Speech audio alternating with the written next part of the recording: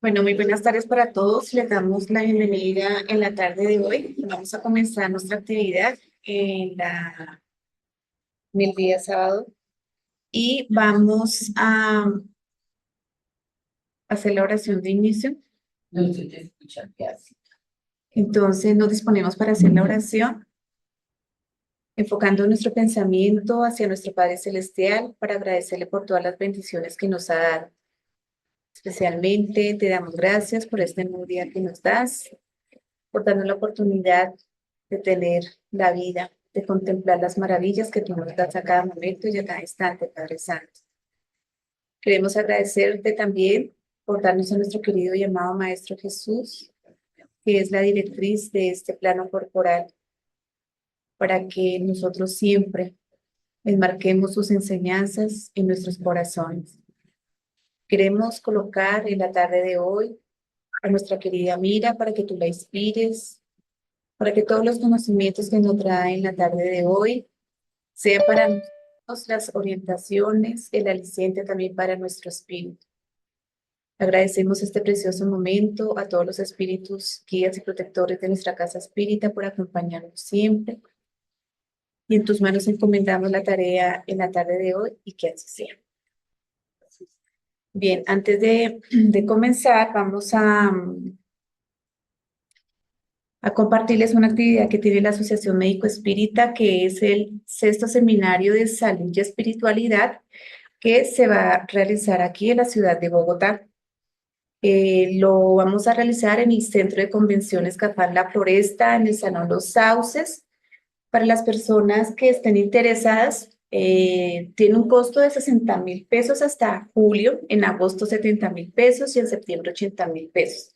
No está enfocado solamente para las personas que trabajamos en el área de la salud, sino para todas las personas que les gustan los temas de espiritualidad. Para nosotros es grato confirmar la asistencia de nuestro querido Divaldo Pereira Franco a este evento. Entonces esperamos que se inscriban. Las personas interesadas me pueden escribir por el WhatsApp y con mucho gusto yo les doy los formularios para la inscripción. Entonces vamos a comenzar en la tarde de hoy con la conferencia que le corresponde a nuestra querida Amira. Ella es psicóloga y en el día de hoy nos trae un tema muy interesante que se está viviendo en este transcurrir de la vida de los seres humanos, pero especialmente se ve muy enfocado a los adolescentes y a las personas que sufren como de estas patologías, y es la depresión. Vamos a ver sus causas, consecuencias y tratamiento. Entonces, le damos la bienvenida a nuestra querida amiga. Bueno, buenas tardes para todos los compañeros de la ciudad de Bogotá y también los que se conectan del Centro Espírita Rutas de Luz para poder estudiar este tema tan chévere, tan interesante que es la depresión, cuáles son sus causas, las consecuencias y el tratamiento. Obviamente desde la mirada espírita, desde la psicología profunda, transpersonal, que tiene muchísimo para aportar en el análisis contemporáneo de la depresión. Nosotros usualmente tendemos a confundir la tristeza con la depresión. A veces decimos coloquialmente en el día a día que estoy deprimido cuando me siento triste. Pero ¿qué nos dice Daniel Goleman en su libro Inteligencia Emocional acerca de la tristeza? Nos dice que la principal función de la tristeza consiste en ayudarnos a asimilar una pérdida irreparable. Eh, Eso incluye cualquier tema en el que haya que tener un poquito de desapego. Entonces, como la muerte de un ser querido, un desengaño, cuando de pronto perdemos o hay un desencanto con una amistad o una pareja, o hay algún cambio en el cual perdemos un trabajo, cualquier tipo de proceso en el que tengamos que hacer un desapego, ahí llega la tristeza. La tristeza entonces provoca la disminución de la energía y del entusiasmo en las actividades vitales del día a día, especialmente las diversiones y los placeres, y cuanto más ella se profundiza y se acerca a la depresión, más se enlentece el metabolismo corporal, nos ponemos como más lenticos. Este encierro introspectivo, como la señora que está ahí en el sillón en la imagen, nos brinda la oportunidad de llorar esa pérdida o aquella esperanza frustrada para sopesar sus consecuencias, nos permite la introspección. Cualquier actividad en la que nos hacemos esas preguntas, la tristeza viene en muchos momentos a traernos preguntas existenciales sobre cuál es el sentido de la vida, por qué es que estoy en este trabajo, qué debo priorizar o no. Por ello la tristeza es importante, es una emoción básica importante que hace parte de ese proceso de desarrollo natural, espontáneo, sano de los seres humanos. Nos permite sopesar las consecuencias, nos permite la planificación y de nuevo retomar la energía a un nuevo comienzo. O sea, sin la tristeza no hay alegría. O sea, esos momentos de bajón emocional en los que estamos ahí tristes, cuando lloramos, es natural sentirnos tristes ante una situación difícil. Cualquier dificultad del día a día, todos los días sentimos tristeza. Nosotros siempre nos preguntan, oye, ¿cómo estás? Y uno responde, bien, pero obviamente es como que esa máscara que a veces nos ponemos, pero realmente nosotros siempre estamos sintiendo tristeza. Pero estar momentáneamente triste no es un sinónimo de depresión. Entonces vamos a diferenciar la tristeza de la depresión, importante. La depresión es una alerta en la psique de que algo no está bien, que algo debe ser cuidado, debe ser replanteado en nuestras vidas. Pero ¿qué pasa? ¿Por qué es que pasamos de la tristeza a la depresión? Porque nosotros tenemos el hábito por una educación ancestralmente castradora de no saber lidiar con nuestras emociones y con nuestros problemas. Cuando tenemos un problema y sentimos tristeza, eso es totalmente natural. El problema es cuando nosotros no nos permitimos la introspección, no nos permitimos ese momento de bajón en la vida, no queremos sentir tristeza porque la identificamos como algo malo, la bloqueamos y ahí nuestro ego, el ego que es ese mecanismo, esa instancia de adaptación a la vida, que a veces pensamos que el ego es malo, pero no es que el ego sea malo, esta personalidad actual que tenemos, el ego nos permite ver todos los pensamientos conscientes y conectarnos con la realidad, es como nuestra eh, nuestra personalidad. Entonces, cuando nosotros no aprendemos a lidiar con la tristeza, la bloqueamos, entonces el ego se pone más débil, se bloquea, se entorpece y pues entonces ese ego inmaduro que se vuelve caprichoso, no aprende a lidiar con aquellas frustraciones de la vida y con la tristeza natural. Entonces, cuando nosotros la sentimos, debemos sentirla. Cuando la aceptamos, la tristeza pasa. El problema es cuando no la aceptamos, cuando llegan las patologías, como lo puede ser la depresión. Hay que Gustav Jung nos dice que no es posible despertar a la conciencia sin dolor. La tristeza hace parte del dolor en la vida, ¿no? La gente es capaz de hacer cualquier cosa, por absurda que sea, para evitar enfrentarse a su propia alma, porque nadie se ilumina imaginando figuras de luz, sino por hacer consciente la oscuridad. ¿Qué nos causa tristeza? ¿Qué nos quiere mostrar la tristeza? Es importante sentirlo. Sobre todo que por lo menos si vemos en eso, en ese sub y baja de emociones, también las mujeres que tenemos el síndrome premenstrual, el cerebro también pasa por ciertas fases a lo largo del mes, todos lo hacemos, lo vemos muy claramente en el periodo, en la menstruación, donde hay un periodo donde antes de que llegue la regla, como le decimos coloquialmente, hay un bajón de ánimo, hay un poco de introspección y tenemos que saber utilizarla para también de cosas de manera útil, porque luego de que pasa ese bajón, luego llega un momento de más energía. Entonces eso también hace parte de la vida, porque la vida no es una curva, no es una planicie, no es una línea recta, sino que son curvas, ¿no? Entonces nos dice eh, mm, eh, en el libro Reflejando al alma, la psicología espiritual de Juana de Angelis, en este capítulo sobre la depresión, encontramos que la depresión es una enfermedad del organismo como un todo. La depresión genera un síndrome o un trastorno que afecta todo el estado de ánimo, a toda la persona a nivel físico, a nivel psicológico, emocional, espiritual.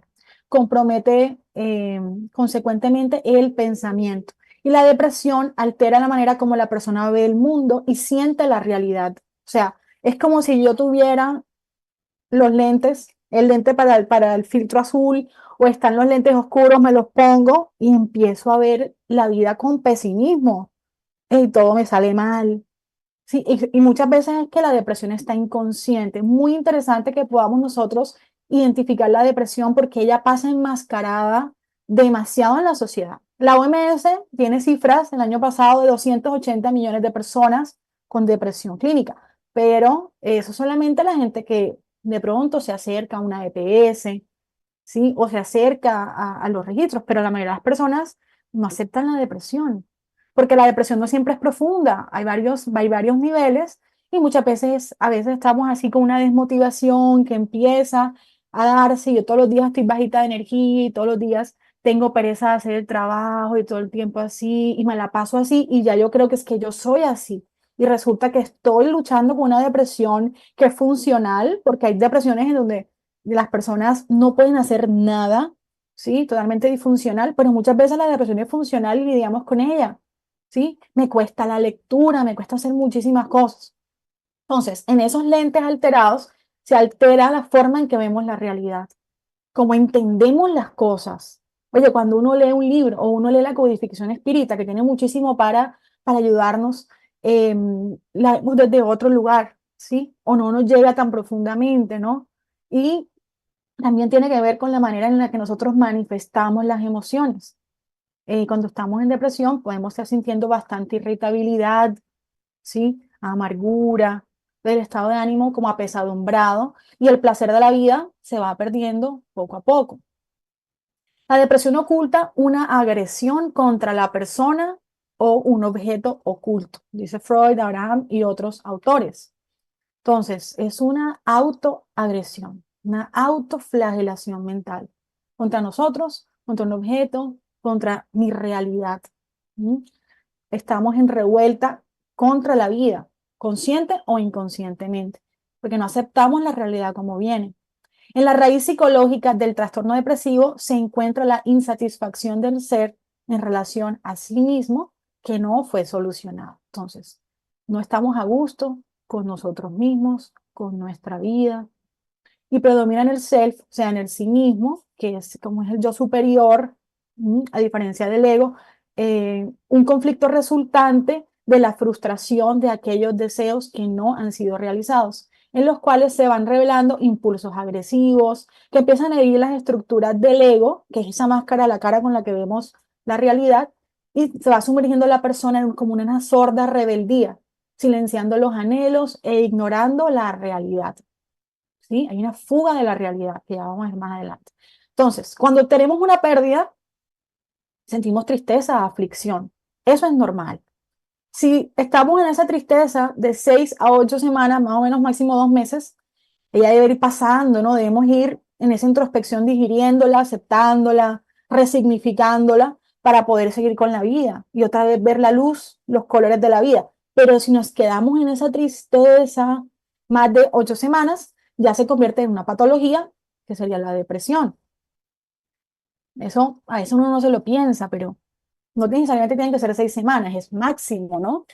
Puede que antes, depende del tipo de pérdida, no es lo mismo perder a un hijo de pronto de manera inesperada, en un momento inesperado, que la pérdida de pronto de un trabajo. Depende de la pérdida y de las herramientas que tiene la persona, ¿no? Para entender esa experiencia. Rudiger Dahlke, no sé cómo se pronuncia, dice que existe un criterio esencial en la depresión y es la pérdida de la conexión con su propia esencia. La persona pierde la conexión con su propia esencia. Hay un proceso de alienación, como las personas que estaban en campos de concentración se empezaban a despersonalizar, a desconectarse de su parte humana, como si fueran animalitos, ya empezaban como a violentarse porque por el proceso que era tan transgresor y no había ese sentido fuerte para sobrellevar la experiencia, entonces las personas empezaban a combatirse unas con otras desde el instinto, ¿sí? Por ese proceso de alienación. Entonces, la depresión nos va alienando. Eso es cada vez más común en una sociedad moderna del desempeño y de la competencia. Este paradigma moderno materialista, que de hecho viene a derribar la doctrina espírita, nos ayuda, acentúa mucho que nuestro ego se encuentre eh, enfermo para pasar del ego al egoísmo, porque el ego no es malo. El problema es cuando el ego está enfermo, frágil y termina en el egoísmo. Cuando ya estamos en función de ese egoísmo, ese ego enfermo, en función consciente o inconscientemente, porque a veces tenemos unas creencias eh, o paradigmas inconscientes materialistas que no aceptamos, más si tenemos un pasado religioso, ese inconsciente colectivo de que pensamos no, yo el otro día le preguntaba a un paciente, bueno, ¿cuáles son los objetivos de tu vida? ¿Cuáles son tus anhelos? Eso es muy importante preguntarnos, ¿cuáles son nuestros anhelos en la vida? Me decía, no, yo quiero ayudar a los demás, yo quiero ser empresario para ayudar a los demás. Y yo le decía, bueno, ten cuidado con el ego, porque ¿será que realmente quieres ayudar a los demás? ¿Estás haciendo algo hoy por ayudar? ¿O realmente es un mecanismo de defensa que es la compensación? En donde la racionalización, donde yo racionalizo una cosa con otra. O sea, algo, un deseo oculto, como que no voy a aceptar que, o sea, yo quiero un poco de poder o quiero sobresalir materialmente, que tampoco es que sea malo, pero el ego lo identifica como que esto puede ser mucho orgullo, entonces yo voy a decir que quiero ayudar a los demás, pero en el fondo es que quiero mi destaque, ¿no? El reconocimiento.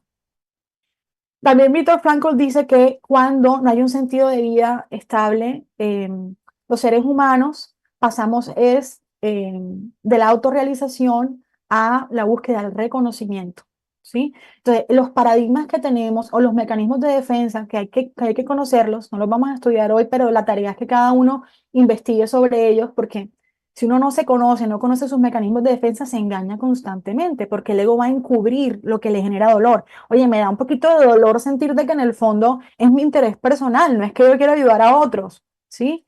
Eh, entonces es más caro y me desconozco. Por eso es muy importante que nosotros identifiquemos cuáles son esas creencias que a mí me están haciendo sufrir, que me generan competencia, me comparo físicamente, intelectualmente o materialmente con los demás y ese dolor, como el no aceptarme a mí misma con las características que tengo, lo que yo he construido en mi proceso evolutivo, eso me empieza a generar una desconexión de mí misma y una desmotivación gradual, porque yo digo, oye, ¿por qué si yo quiero dar lo mejor de mí? Quiero ser una buena profesional, quiero crecer, como que a veces no se me dan las cosas, ¿sí? Porque a veces tengo ciertos impedimentos en la vida. Cuando no tengo un lente, un punto de vista para entender un paradigma espiritualista, como el que nos presenta la doctrina espírita, para hacer lectura de los fenómenos dolorosos de la vida, pues me deprimo. Y eso lo vivimos todos nosotros. Así que todas las personas pasan en algún periodo de su vida por la depresión. Eso hace parte de las oleadas de la vida. Por eso es importante identificarlo. Entonces, en ese conflicto, en la base de todos los conflictos, ¿sí? Encontramos esa lucha entre el ego y el ser, ¿sí? ¿Por qué se da esta lucha? Porque somos imperfectos aún, nos desconocemos y en este proceso digamos, evolutivo, nosotros estamos intentando hacer conscientes los conflictos que tenemos. Entonces, ¿por qué es que tenemos esos conflictos? Traemos experiencias de reencarnaciones pasadas, nos dice la psicología profunda, la perspectiva espírita, nos dice somos un espíritu inmortal, y que nosotros, como ya traemos experiencias, empezamos como espíritus simples e ignorantes, empezando a tener experiencias, es mediante el error, ¿sí? Y los aciertos que nosotros avanzamos, pero como tenemos esos errores del ayer, ya venimos comprometidos porque en nuestro periespíritu tenemos nuestra ficha kármica, toda la información de los errores, por dónde me equivoqué, cómo me equivoqué, y eso digamos que tiene una calidad vibratoria más o menos denso el perispíritu, y eso nos genera un impacto a nivel cognitivo, a nivel del cerebro, ¿no? De la forma en la que pensamos, de las predisposiciones que tenemos, y esas experiencias malogradas, los errores del ayer, ¿sí? Cuando vivimos los desafíos existenciales, los conflictos de la vida, digamos que esas tendencias que tenemos nos tienden a enfermar, a desorientarnos, a no saber qué hacer y nos incitan a situaciones dolorosas. ¿Por qué? Porque ya entendemos que el espíritu, porque lo que hoy vemos plasmado a nivel físico en la depresión, es porque estos pensamientos y este archivo previo viene del espíritu. El espíritu produce los sentimientos. Los sentimientos envían impulsos del tronco cerebral al cerebelo que nos manda unas órdenes a los músculos, de los músculos al encéfalo que van favoreciendo la excitación emocional, que envía a la corteza para que active las circunvoluciones del lóbulo frontal transformándose en emociones y las emociones se transforman en actitudes y realizaciones. Todo esto es un proceso eléctrico y químico que se da en nuestras neuronas cada vez que tenemos un pensamiento que viene de nuestra alma. Por eso esa frase de que la carne es débil no aplica, porque realmente es el espíritu según sus ideales, sus resistencias morales, su voluntad, sus facultades, es que puedes resistir a las malas inclinaciones o no, o complacerse en los placeres según el paradigma que tenga materialista o espiritualista y según las virtudes que ya haya elaborado. Muchas veces, como ya tenemos en los conflictos instaurados, yo intelectualmente puedo tener un conocimiento, pero cuando llega la situación difícil, ¡chas! Todo este proceso se da rapidísimo y yo reaccioné como león, ¡pra! Grité, y después uno dice, ay, ¿yo por qué dije eso? ¿Por qué grité? ¿Por qué lo hice? Y vamos a repetirlo una y otra vez, y es el proceso natural, porque ya venimos teniendo experiencias, ¿sí? Por ejemplo, si yo en la Edad Media estuve en las cruzadas y de macheteé cabezas, obviamente yo tengo una energía, unas tendencias que a veces no sé cómo a veces digerir, y a veces por eso aparece el inconsciente como unos impulsos que no entiendo o como varias facetas de mí, en esas subpersonalidades de las que dice Juana de Ángelis, como hemos tenido varias personalidades en el ayer, entonces estas subpersonalidades entran en choque. Mi Amira actual, pero mis experiencias del ayer como hombre, como mujer, ¿sí? Entran en choque. Y a veces no me siento, no entiendo por qué tengo estos cambios, ¿sí? Y esto me va generando ciertos conflictos en los cuales mis neuronas ya tienen unas vías neuronales y los procesos se van repitiendo, ¿no? El espíritu plasma. ¿Y qué pasa? Yo a veces quiero rechazar esa parte de mí que no me gusta, no la acepto, y entonces ella toma control, el inconsciente va tomando control. Por eso es muy importante reconocer cuáles son esas tendencias. De manera que la fuga psicológica, que es un conflicto psicológico que Juana de Ángeles elabora en su libro Conflictos Existenciales, fundamental para entender no solo la depresión, sino muchos conflictos que tiene el ser humano. La fuga psicológica, cuando nos desconectamos de la realidad, viene de la culpa ancestral. Nosotros traemos culpas de muchas existencias.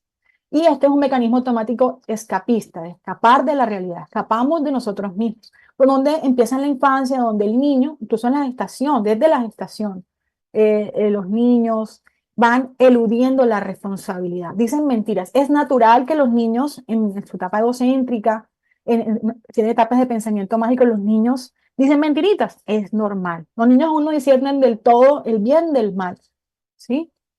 Ya los padres a veces no saben guiar, ¿sí? Quieren que el niño sea perfecto y lo que hacen es que lo castran.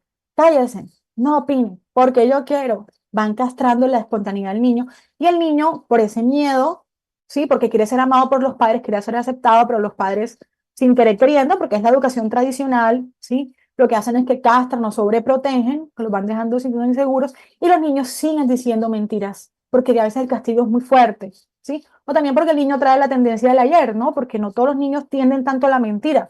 El pensamiento mágico también depende de los traumas, por ejemplo, de ambientes hostiles, de violencia, ¿sí? El niño no se siente inconscientemente aceptado y la mentira persiste. Cuando la fuga psicológica, en donde la mentira empieza a enmascarar la realidad, a veces con cosas pequeñitas de mí mismo, de la realidad de otros, porque creemos que deberíamos ser de otra forma o como los padres esperan que nosotros seamos. Entonces los niños empiezan en este proceso de fuga psicológico gradual. Esto implica que el miedo, cada vez que yo tengo una conexión entre mis neuronas, hay una situación que me genera miedo, que me genera dolor fuertemente, como el sistema nervioso del niño aún está un poco frágil, por eso el amor es muy importante en la educación sin castrar. Eso ya lo entendemos más hoy en día. Hay gente que dice, no, a mí me pegaron y yo estoy bien, a mí me gritaron, o eso es normal, eso está bien. Realmente la violencia siempre va a generar un proceso de fuga y digamos, de evasión de la realidad y genera traumas en los niños y niñas, a veces pequeñas cosas que se van acumulando en el inconsciente. Y más que la culpa en torno a esto es la responsabilidad de entender que uno debe guiar, poner límites de manera fuerte sin llegar a la agresión, ¿sí? Para que los niños puedan enfrentar las experiencias dolorosas de la vida, ¿no? Entonces, cuando se dan el pensamiento y la situación es dolorosa y no está el alimento del amor de los padres para guiar la situación, ¿sí? O los padres te dicen, no, no llores, no llores, ¿sí? Bueno, no era muy de mi época, de pronto hoy en día se ha venido mejorando, pero antes era como, no estés triste, no llores, ese es como el aprendizaje que hemos tenido. Entonces, aprendimos a que llorar era malo y eso nos lleva a la fuga psicológica. Entonces, yo lo que hago es que evado el dolor porque me puede quemar el sistema nervioso, o sea, está tan fuerte el dolor, no lo estoy pudiendo interpretar, digerir adecuadamente, lo mando para el sótano del inconsciente, inconsciente, inconsciente, inconsciente, no solucioné la situación, lo mandé al inconsciente, eso me va generando un conflicto que se puede volver trastorno y se da una perturbación en las neurotransmisiones, una ausencia de serotonina y noradrenalina y caemos en depresión, cuando la fuga avanza, ¿sí? Eh, Esto nos va conllevando una pérdida de la autoestima y entonces el niño interior crece en edad, bueno, crecemos como adultos, pero psicológicamente no crecemos, nos quedamos en inmadurez emocional, por eso es que el ego va quedando frágil, ¿sí? Por eso necesitamos enfrentar esos desafíos, auto-perdonarnos y asumir nuestras propias dificultades. Entonces hay dos tipos de depresión. Hay una depresión que puede ser endógena, que es interna, y una que es exógena, que es externa. Entonces, la depresión endógena, que ya viene por experiencias malogradas de vidas pasadas, experiencias del ayer, ¿sí? Una que nos va generando disfunciones orgánicas. Ya hay un desequilibrio neuroquímico, ¿sí? Usualmente las personas que tienen una depresión endógena necesitan muchas veces la terapia con farmacológica, con antidepresivos. No a todo el mundo le funciona, pero está más orientada hacia estos casos porque no ha pasado nada externo, no fue que tuve una pérdida en un momento, no hubo un dolor que llegó, sino que yo sin motivo tengo una tristeza constante desde siempre, o me surge en la adultez, porque puede surgir de repente en la adultez, había la tendencia y uno dice, pero ¿por qué? Si todo en mi vida como que va bien, ¿sí? Como que tenemos esa idea, si todo me va bien materialmente en la vida, yo no debería estar deprimido, pero resulta que es que la depresión tiene causas endógenas, puede venir de el dolor del ayer que está allí, ¿no?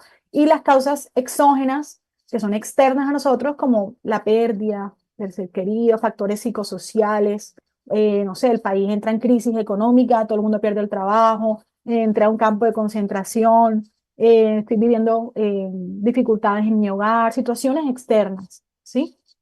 Ya Hipócrates empezó a identificar que en la depresión habían estas causas. Y tenemos dos tipos de depresión que puede ser de carácter neurótica o psicótica.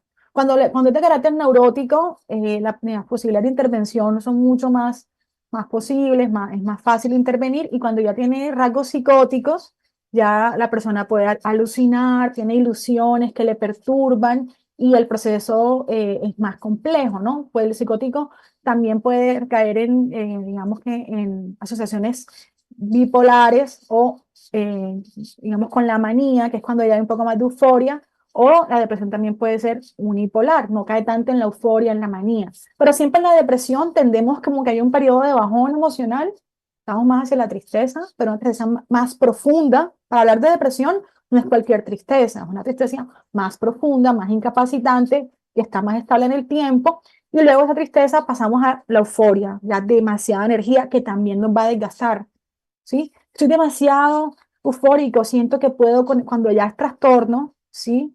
Por ejemplo, en la manía, cuando es un trastorno bipolar, que es que tenemos periodos de depresión y luego con manía, entonces luego yo puedo creer que tengo delirios de grandiosidad, puedo hacer todo, soy lo malo, demás. Sí, cuando hay un conflicto del ego, eh, digamos que está muy abultado, en donde me creo mucho más de lo que soy y empiezo a delirar situaciones, ¿no? O de persecución, cada persona la puede desarrollar de manera distinta, pero hay un periodo de mucha energía, como que no puedo hacer muchas cosas y luego en la noche ya tengo una cantidad de energía, estoy contento, pero ya es una alegría desbordante que me va a llevar necesariamente no a la depresión. Cada exceso, si yo gasto energía demasiado en la euforia, luego voy a caer de nuevo en la depresión. De manera que, ¿qué dice la doctrina espírita? En la pregunta 167, ¿cuál es el objetivo de la reencarnación? O sea, la depresión la vivimos todos en algún momento, la mayoría de las veces, y este tipo de experiencias, ¿por qué las vivimos? ¿Cuál es el objetivo que tenemos en la reencarnación? Y nos dicen los espíritus que es la expiación, el mejoramiento progresivo de la humanidad. Sin eso, ¿dónde estaría la justicia? Por ende, la depresión, por ejemplo, la endógena o la exógena también, que viene por experiencias difíciles de pérdida en la vida, ¿sí? O de crisis con la vida, nos invita a expiar, a progresar. Puede ser una expiación o puede ser una prueba. Ante las pruebas no siempre tenemos que caer en depresión, eso depende de cómo yo responda ante ella. Entonces, si la depresión podría ser expiatoria, tendría que ser de carácter endógeno, ¿sí? Porque ya está en nuestra base neuroquímica. Entonces, no hay injusticia en esto. La doctrina espírita, la perspectiva reencarnacionista de la psicología profunda es la única que nos puede explicar por qué es que cada persona trae ciertas tendencias a nivel biológico, ¿sí? ¿Por qué? ¿De dónde viene esto? ¿Mm? Porque hay justicia, porque la ley de amor es perfecta, ¿sí? No es que sea un castigo, es expiatoria porque nosotros la hemos construido con nuestras malas decisiones y como hay una ley de causa y efecto, por esto queda esta información guardada, ¿sí? Que tenemos que expiar, depurarnos para poder de cierta forma, esa es como el proceso de enfermedad que es la cura para la posterior salud. Por eso no debemos rechazar la depresión, tenemos que escuchar la invitación, qué preguntas nos trae, qué tenemos que mejorar y no verlo como algo malo, como soy mal espírita o mal cristiano o mala persona, soy débil porque tengo depresión, porque eso sería reducirlo. Más bien es escuchar su invitación porque las crisis traen posibilidades y poder resignificarlo y trabajar para luchar contra esta mala inclinación, porque hay muchísimos tratamientos hoy en día, tanto en la medicina tradicional como en la alternativa, en la psicología también, y también la psicología espírita, para poder entender y hacer el tratamiento para la depresión. Porque entendemos que las fuerzas vivas del pensamiento siempre están construyendo, recomponiendo, perturbando o bombardeando los campos organogenéticos. Imagínense eso, nosotros no lo vemos, pero nuestra mente está todo el tiempo mandando información al sistema nervioso, al sistema endocrino, al sistema digestivo, por eso, ay, me va doliendo la barriga, ¿sí? Entonces, uno está, imagínense, uno está todo el tiempo bombardeándose los campos organogenéticos, creándose enfermedades usualmente, porque no todo viene del ayer, también puede venir del presente, ¿no? Entonces, el pensamiento saludable y edificante fluye por la corriente sanguínea como un tonus revigorizante de las células. Ahí tenemos ya un tratamiento eficaz para el pensamiento, que está en distonía. Para encontrar la armonía tenemos que trabajar por esos pensamientos saludables. Porque indudablemente, como lo acentúa la doctrina espírita, el hombre es la síntesis de sus propias experiencias, autor de su destino, al que elabora a través de las imposiciones del determinismo y del libre albedrío. Tenemos libre albedrío, pero hay un determinismo y es el progreso, la felicidad. Nosotros estamos encaminados al progreso. Debemos reencarnar y tenemos las posibilidades del libre albedrío para hacerlo con amor o con dolor. Hay algunos síntomas que nos dice el doctor Ignacio Ferreira en su libro Aspectos psiquiátricos e espirituales en los trastornos emocionales, bueno, de varios autores en este capítulo. Vemos que algunos síntomas son los dolores físicos en la depresión, las taquicardias, problemas gástricos, que puede ser estreñimiento o puede ser diarreas, o sea, de manera pasiva o agresiva pueden ser siempre los síntomas, ¿no? Problemas gástricos, inapetencia, comer mucho, comer poco, dolores de cabeza, sentimientos de inutilidad, de insuficiencia, el vacío existencial, ¿sí? El desespero. Esto es un tema importante. Darme cuenta si soy impaciente, si me desespero con todo. Por muchos lugares se puede generar la depresión. La ausencia total de la esperanza, la tendencia al suicidio. Hay pensamientos en que estoy cansado, no quiero más, no puedo más. A veces no digo me quiero matar directamente, pero puedo tener inconscientemente una sensación de que no quiero más, no puedo más. Estoy en renuncia con la vida. ¿Sí? La depresión es como un suicidio cotidiano, dice la terapia breve, porque yo todos los días no quiero enfrentar la vida, hago lo mínimo. Juana Andy les dice, quien hace lo que está a su alcance realiza lo máximo. Esa es una pregunta importante en su libro Vida Feliz y es, ¿yo estoy haciendo lo que está a mi alcance, a mi ritmo, para enfrentar mis limitaciones? ¿Yo me estoy moviendo o me estoy en una renuncia cotidiana? Yo no puedo más, ¿sí? Puedo tener poco o mucho sueño o no dormir. Esa sensación de que mis energías se encuentran en desfallecimiento y una baja libido, ¿sí? La libido está así, digamos, bajita también. Eso genera problemas en los relacionamientos, sobre todo de pareja. Y entre las causas que tenemos, ya hemos hablado, el comportamiento negativo que hemos tenido en vidas pasadas, ¿sí? Como hemos tenido errores, nos quedamos con una culpa, que la culpa es patológica, hay que eliminarla, porque la culpa es la rabia que siento hacia mí misma. La culpa es un autoflagelo, ¿sí? Yo me latigo porque tengo la idea inconsciente del pasado religioso que todos traemos de que uno tiene que latigarse. Por mi culpa, por mi gran culpa, eso me va a ayudar a evolucionar, eso es responsabilidad. Y resulta que no es responsabilidad, porque la culpa me va a llevar inconscientemente a que yo repita más el error, ¿sí? Que yo me haya equivocado, eso es normal, todos venimos de menos a más. Lo importante es en el presente, cómo oriento mis esfuerzos para errar menos, para controlar más, pero saber que me voy a seguir equivocando. Entonces, como me siento culpable, la persona deprimida siente que es mala, que no se merece el amor, tiene miedo a amar, ¿sí? Entonces, me quedo culpándome la culpa, dice Juana, que es como un charco en el que yo quedo ahí pegado y no puedo avanzar, no me va a ayudar a evolucionar. Entonces, la culpa me lleva a que yo crea que me merezco el sufrimiento y elijo el sufrimiento. Por eso es importante saber que merecemos el amor, el perdón, el autoperdón y seguir luchando porque el error no es un fracaso. El fracaso es cuando yo elijo hacer el mal y cuando me he equivocado muchas veces no me doy cuenta y no quiero cambiar. Ahí puede haber fracaso. Pero si yo erro, me equivoco todos los días en mis experiencias, es un fenómeno totalmente normal porque somos aprendices de la vida, ¿sí? Entonces, debo pasar de la culpa a la responsabilidad. El arrepentimiento es normal, la culpa sí es patológica, que es la que debemos progresivamente erradicarla.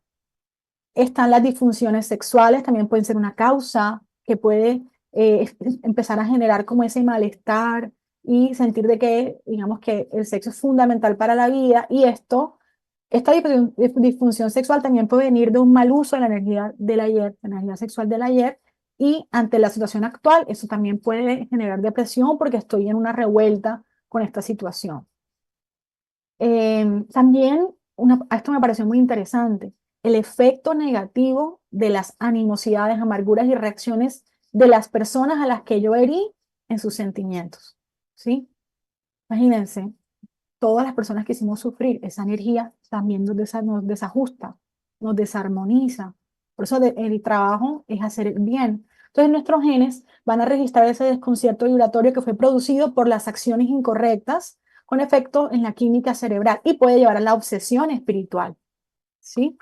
Va de la mano siempre lo psicológico con lo espiritual. También yo me voy afinizando con espíritus como los que de pronto he herido o que también se sintonizan con esa onda mental que yo estoy elaborando todo el tiempo.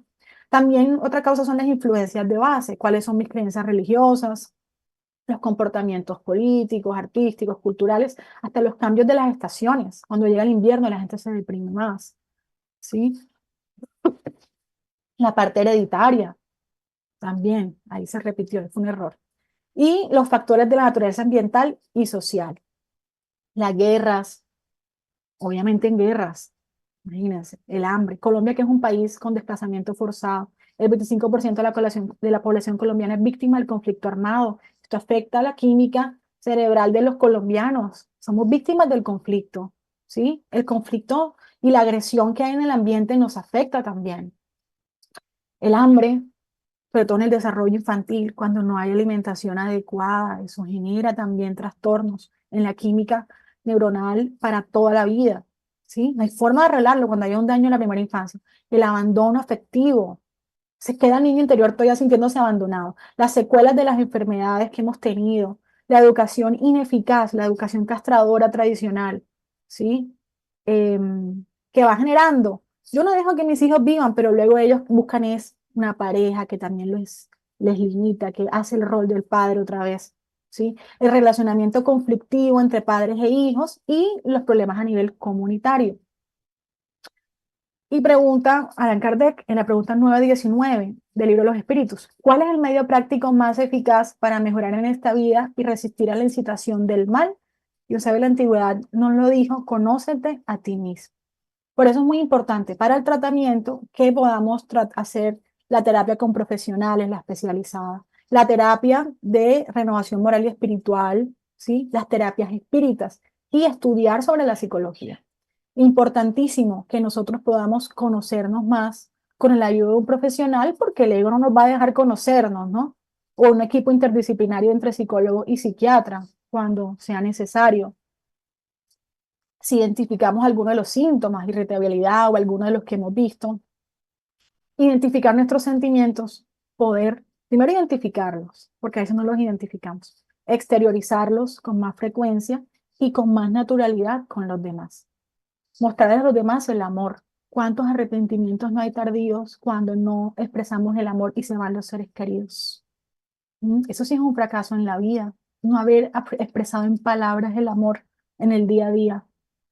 Aunque me equivoque, más importante expresar, hacer lo bueno, expresar el amor, aunque cueste. Juan de Angelis dice que inicialmente uno tiene que forzarse, o sea, que sea un poco la acción, sea más dirigida, como cuando uno va al gimnasio, no tiene tantas ganas, pero uno empieza de manera más dirigida haciendo la acción. Te quiero mucho, me costó, pero luego ya sale espontáneamente. Uno tiene que empezar primero por ponerse la tarea de expresarlo, verbalizarlo, porque si no, no va a fluir. Pasan muchas vidas y no aprendo a expresar mis sentimientos. Otra terapia es el trabajo. Toque cualquier trabajo edificante, remunerado o no remunerado, ¿sí? Ayuda. Los pensamientos saludables. El recto pensar es fundamental en el libro Momentos de Meditación. Texto genial que habla sobre el recto pensar. Es lo único que va a ayudarnos a salir de la depresión. Yo puedo hacer mucho el bien, pero si no cambio mis pensamientos hacia el recto pensar, no logro el recto sentir y el recto actuar. Y ese cambio de comportamiento, la comprensión de los deberes que deben ser aceptados y practicados, los deberes de mi vida, las terapias espíritas como los pases, las vibraciones que son colectivas, la terapia obsesiva, la atención fraterna, la oración, ¿sí? Y estudiar la psicología. Yo siempre digo, si no conozco mi sistema operativo, la psicología no es para los psicólogos, es para todos, porque todos como espíritus encarnados tenemos que estudiar nuestra psicología. ¿Para qué? Para comprenderme e interpretarme a mí y a la vida, porque todo el mundo quiere ser comprendido, pero nadie quiere comprenderse ni comprender. Por eso el amor es la clave para ese enigma salud-enfermedad. Y Jesús en todo el Evangelio exalta la armonía moral y emocional de la criatura frente a la vida, como factor esencial para su salvación, el estado de salud integral. No es que Jesús nos va a salvar, tenemos las herramientas para que a la luz de su ejemplo podamos, como quien dice, salvarnos a nosotros mismos con el conocimiento de la psicología profunda que nos dan sus parábolas, sus enseñanzas. Hacernos ese autoexamen para que la paz llegue como consecuencia de todas estas propuestas que estamos estudiando. Esa introspección que nos trae la tristeza, trabajar más la alegría, la reflexión, cultivar esas ideas superiores, la lectura de un libro espírita, la elevación moral, realizar ese análisis profundo de nuestras reacciones emocionales ante los desafíos para liberarnos de esos verdugos, de esos conflictos de nuestro yo superior que no nos dejan ser felices relativamente, ¿no? Liberarnos de todos esos residuos que están. Nosotros a veces creemos que no, yo no necesito psicólogo, ya, yo estoy bien, porque no estamos en tremenda crisis, pero hay que ver algo. Nosotros traemos residuos mentales, psicológicos que están en el inconsciente de tanto tiempo atrás y liberarnos.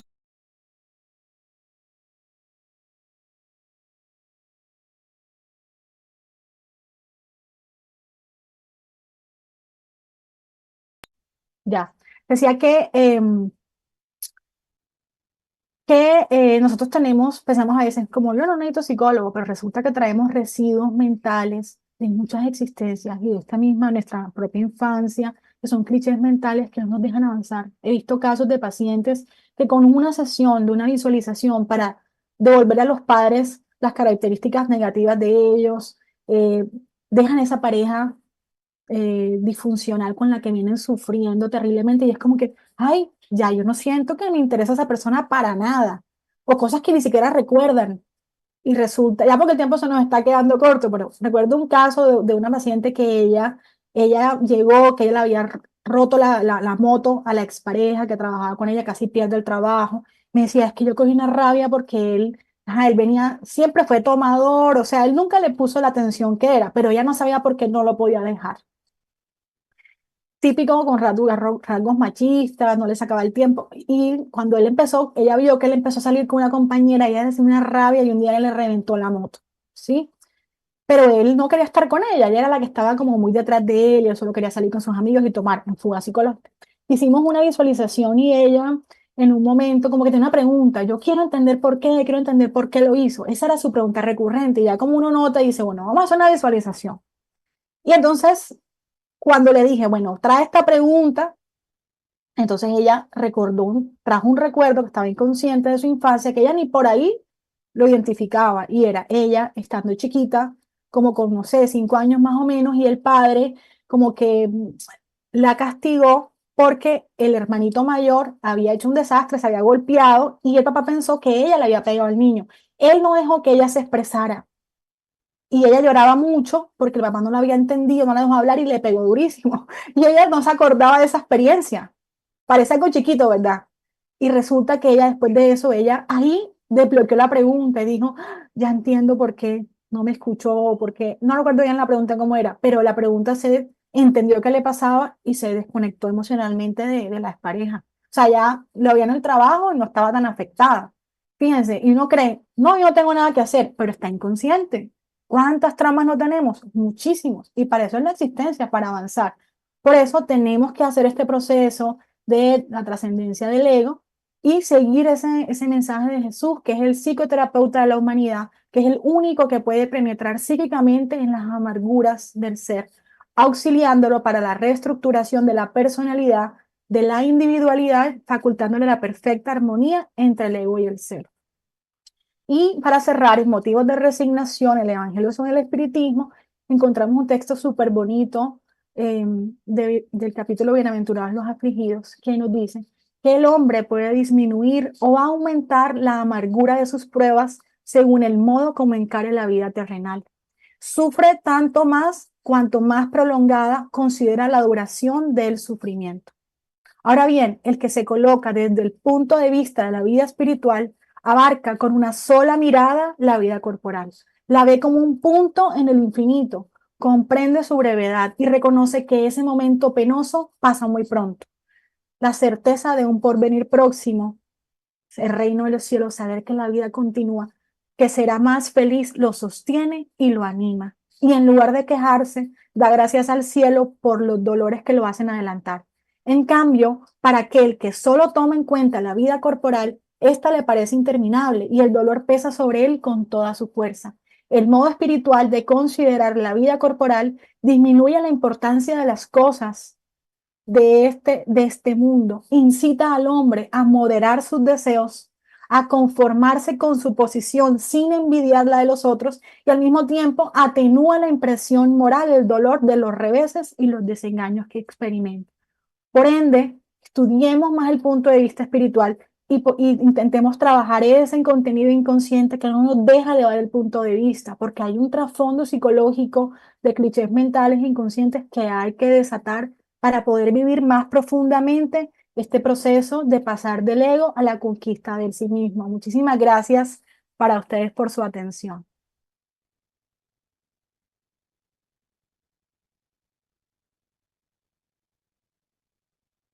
Muchas gracias, Amirita. Muy clara la conferencia y Amira va a ser una de las expositoras en el congreso que vamos a realizar en el seminario de la AMI Colombia. Entonces, démonos cuenta que es para todo el público, no solamente para los compañeros que trabajamos en el área de salud. Entonces, ahí hay un abrebocas para ese seminario que se va a realizar el 8 de septiembre.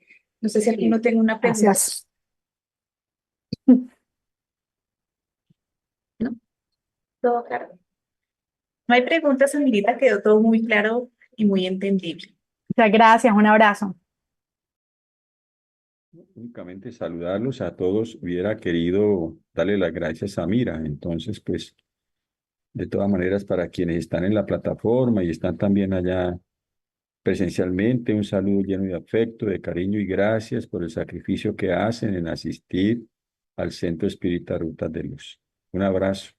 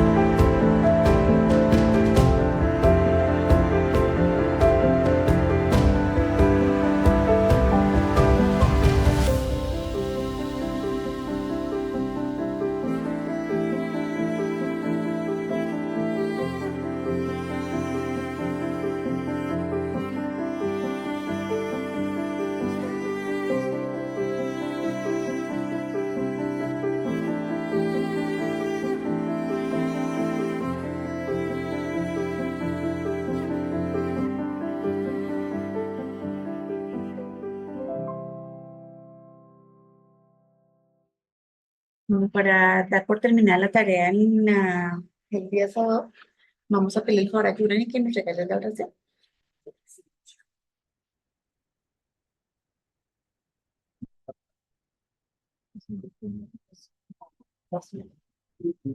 Bueno, cerramos nuestros ojos, elevamos nuestro pensamiento, disponemos nuestro corazón para acercarlo a Dios, agradecerle por este bello día, por esta oportunidad que nos ha dado de existir, de poder enmendar nuestros errores del ayer y de poder trabajar en cada día, ser esos hijos que Él quiere que seamos cada uno de nosotros.